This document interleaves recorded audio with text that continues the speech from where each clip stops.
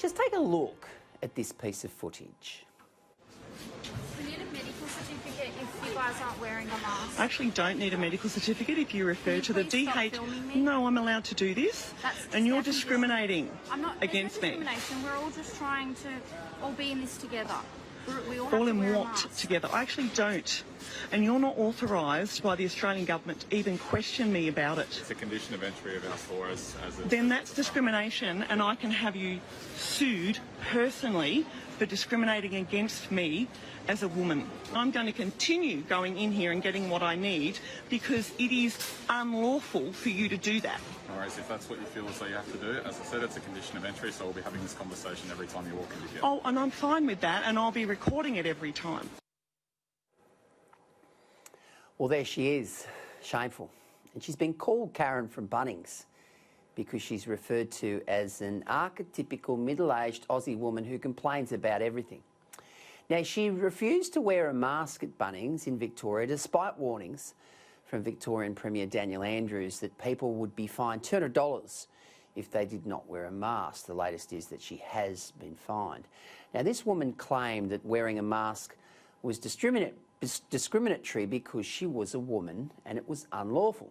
Bunnings staff handled the situation with aplomb, reaffirming the rules and store policy on masks. Now, this middle-aged Karen's outburst came after last week's similar millennial Karen who refused to supply details to a police officer at a roadblock. I don't need to answer your questions. No. Have I committed a crime? Pardon? Have I committed a crime? Have I committed a crime? Thank you.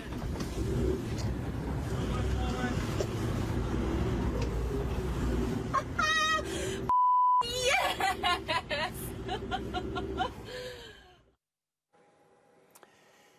Well, she was waved through, as you can see, and she was pretty happy with herself. Police have subsequently caught up with her, and I'm assuming both women have now been fined, and we've had that confirmed in the last half an hour, for not adhering to COVID rules. But it does exemplify what we're dealing with here. Victoria is in crisis, with its death toll mounting and the escalation of COVID cases now reaching levels never before seen in Australia.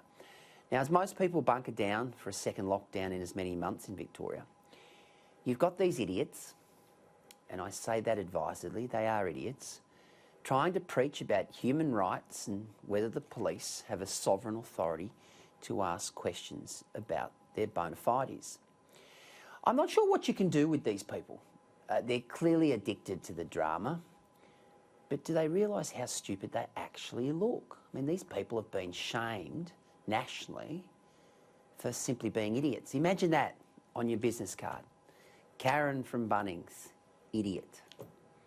It doesn't really matter what we think about these people because they're so brainwashed, they're so obsessed with their own little world that the worst pandemic in a century doesn't come onto their radar. It just doesn't come onto their radar. I'm sort of speechless about this sort of stuff. Where do you go after that sort of selfishness and stupidity?